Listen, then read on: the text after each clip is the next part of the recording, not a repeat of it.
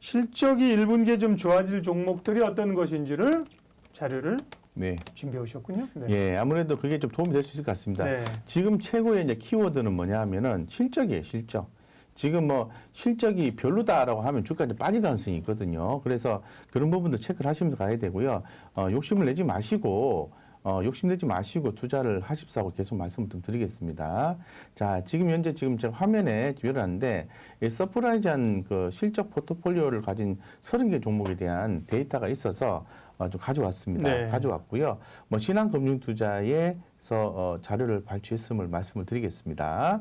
자, 먼저 보면은 서프라이즈 포트폴리오 30종목 중에서 서프라이즈 확률이 가장 높은 순서대로 보면은 현대미포조선이 가장 높습니다. 1분기 그래서 얘기하는 거죠? 1분기? 예, 그렇습니다. 예. 2021년 4분기 데이터 기준입니다. 4분기에? 네, 그렇습니다. 지금 이제 4분기 실적 나온 네, 거? 네, 그렇습니다. 그 다음에 현대미포조선이고요. 두 번째는 GS건설입니다.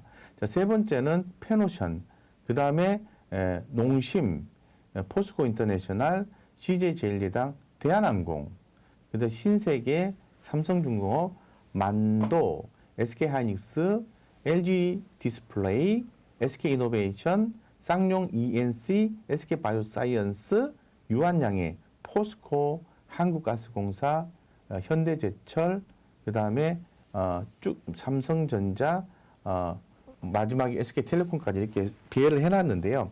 이 종목들이 다 올라가진 않죠. 올라가진 않는데 흐름이 나와주는 거를 투자를 해야 되겠죠. 그래서 뭐 최근에 흐름이 좀 좋은 거를 좀 눈에 우리가 좀 짚어드리면은 현대미포조선, GS건설 그리고 대한항공 이런 것도 관심 있게 보셔야 되고요.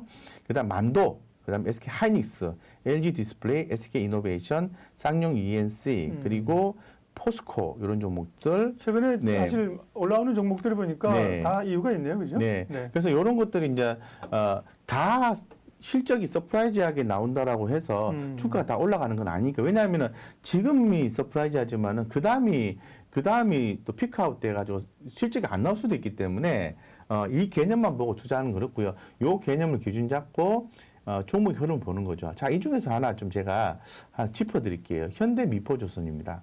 자, 현대미포조선 같은 경우에는 요거는 좀 투자를 하는 거는 좀 지양을 지금은 좀 지양을 하라고요? 예, 조금 투자하지 말고요. 갖고 계신 분들은 조금 정리를 좀 하셨으면 좋겠습니다. 왜 그런 말씀 드리냐면 좋다고 얘기 많이 하고 있는데. 예, 좋다고 얘기 많이 하는데 리포트가 하나 나온 게 있어요. 제가 공부를 좀 하다 보니까 물론 뭐 주식이라는 게 리포트대로 이제 움직이는 건 아니에요.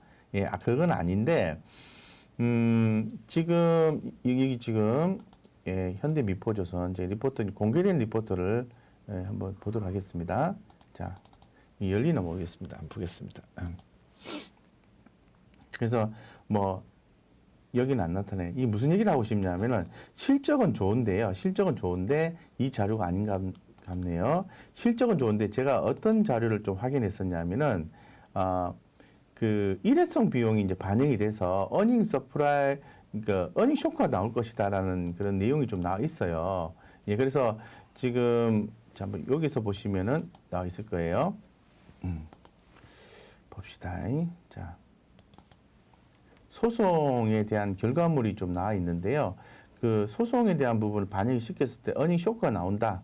예, 임금과 관련된 부분입니다. 임금 관련해서 이의 제기를 했는데 패소를 했어요. 그래서 그 부분을 만약에 반영시키면은 현대미포조선의 실적이 좋음에도 불구하고 4분기 실적은 어닝 쇼크가 나올 수도 있다는 리포트가 지금 여기서는 제가 못 찾겠는데요. 나와 있습니다. 그래서 이미 그 전에 제가 전일인가요? 전일이죠. 전일에 주가 오르고 내림을 떠나가지고 일단 이런 리포트가 나왔으니까 한번 정리를 좀 하십시오라고 이제 말씀을 드렸어요. 다행히도 안 빠졌기 때문에 위험을 좀 관리하는 측면에서는 그 부분을 좀 통상임금 관련해가지고. 네. 그렇습니다. 통상임금 관련해서 패소를 했기 때문에 반영을 시킨다고 해요.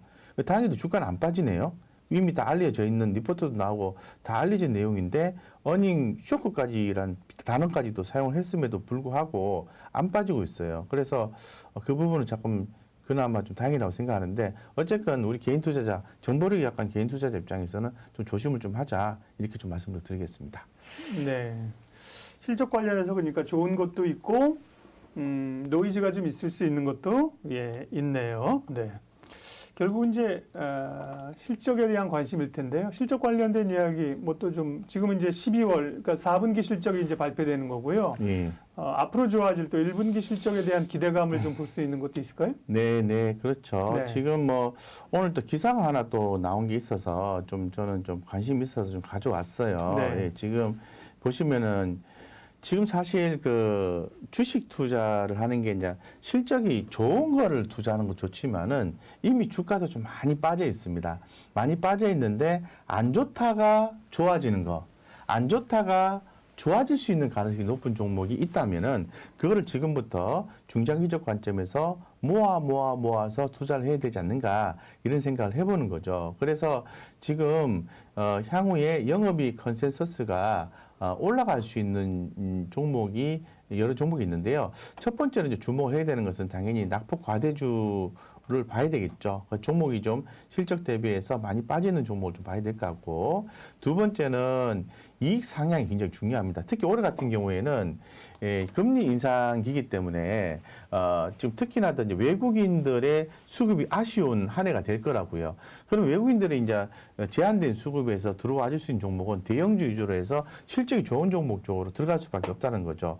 그래서 그 중에서 좀 보니까 뭐 조선이나 기계나 해운이나 생명보험 쪽으로 얘기를 좀 많이 하고 있고 반도체 자동차도 얘기를 많이 하고 있습니다. 그래서 종목들을 한번 어떤 것들이 기사화돼서 언급이 되고 있는지 보니까 녹십자 그리고 NC소프트, LG화, SK케미칼, DL, 기타 뭐 포스코, 네. 종근당 페노션인데 다 많이 빠져 있는 종목들이네요. 네, 그래서 네. 저는 개인적으로 여기서 좀 관심을 갖고 있는 것은 녹십자, NC소프트, LG화, SK케미칼, 포스코 요 종목에 관심을 갖고 있어요. 한번 차트를 보고 같이 한번 보시죠. 자, 녹십자 한번 보겠습니다. 녹십자가 지금 리포트가 목표가 하향 조정 나오고 되게 안 좋아요. 되게 안 좋은데 주가가 지금 과매도 국면이에요. 지금 제가 뭘 기다리고 있냐면은 녹십자에 대해서 녹십자 과거에 이렇게 올라갔던 이유가 뭐냐면은 그 코로나 백신 때문에 바이러스와 올라갔던 거 아니에요? 백신과 독감을 함께 케어할 수 있는 백신이 나올 것이다. 뭐 이런 내용이 나오면서 네. 과거에 엄청나게 올랐던 거거든요.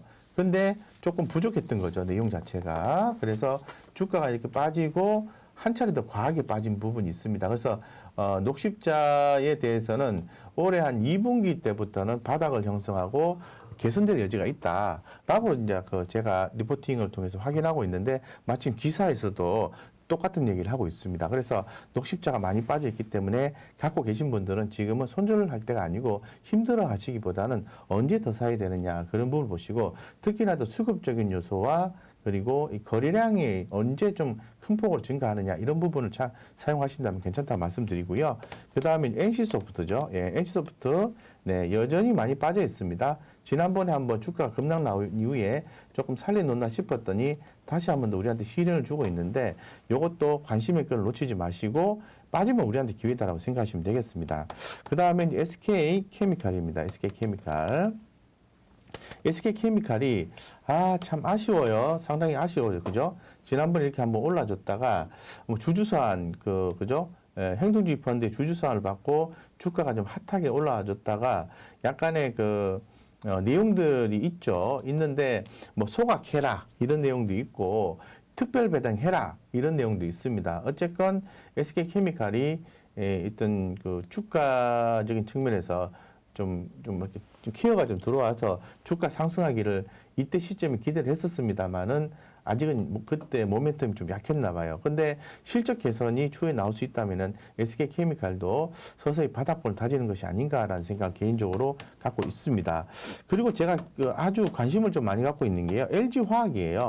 예, 오늘도 제가 LG화학에 대해서 우리 아침에 주식회사 곽 부장 아침 먹고 땡 방송을 했었잖아요. 그죠? 그때 우리가 자 한번 적어보세요. 아침에 점심값 프로젝트 뭘로 했죠? LG화학으로 했습니다. 그죠? 그런데 왜 뜬금없이 또 LG화학이야 갑자기. 아니 LG에너지 솔루션이 상장이 된다고 하고 그 때문에 주가가 빠지고 계속 센티멘탈이 좋지 않은데 왜 갑자기 LG화학이냐 이런 생각을 했을 거 아니에요. 그죠? 근데 그런 부분들이 어느 정도까지는 저는 좀 반영이 됐다고 개인적으로 생각을 하고 있고 두 번째는 그 면역 항암제 관련해서 미국의 파트너사와 함께 또 일을 한다 이런 내용이 또 전일에 또 전파가 됐습니다. 그리고 또 LG화학이 또 화학 섹터도 또 괜찮아요. 성과라든가 이런 부분이 괜찮고 또 그 2차 전지 소재 부분에서도 LG화학도 약진이 또 올해 또 기대가 된다라는 소식도 나와 있습니다. 주봉상으로 보시면은 주가가 저점과 고점의 딱 중간 정도 포인트에서 이제 좀 그죠? 좀 모아갈 수 있는 포인트가 들어와주긴 했어요. 근데 적극적으로 모아가기에는 다소 좀 불편한 포인트인 것만 분명해요. 근데 우리가 점심값 정도로 남기기에는 아주 괜찮은 포인트였기 때문에 오늘 뭐 한 2% 정도 점심값이 아니라 저녁값, 삼겹살값이 챙긴 그런 케이스로 봐야 돼요. 근데 왜 제가 LG화학을 더 주목했을까요? 그건 바로 외국인 수급입니다. 한번 확인시켜 드리겠습니다. 자, 보세요. 제가 12월 27일부터 LG화학이 쭉 매수가 이렇게 들어오는 거예요, 이렇게. 근데 급기한 어제 20만 주 들어왔고 25만 주. 어제 저녁 먹고 땡할 때 저녁 10시에 그 각 분양의 주식연구소에서 우리가 이 부분에 대해서 고민을 했지 않습니까? 기억나시죠? 그래서 다음날 아침에 한번 공략을 해보시죠. 그래서 오늘 아침에 플러스 1%에서 마이너스권의 공략이 들어갔던 거죠. 플러스 4%로 끝났습니다. 괜찮죠, 그죠?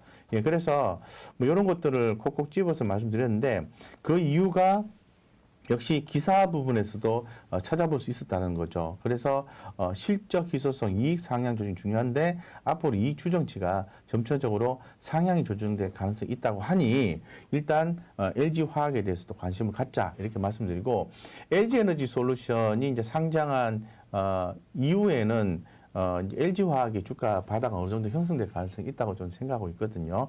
그래서 갖고 계신 분들은 너무 힘들어하지 마시고 지금 상태에서 긍정적으로 좀 보시고 또 이렇게 추가 매수가 가능한지 좀 더 연구하셔가지고 대응하시면 되겠다 이렇게 말씀드리겠습니다.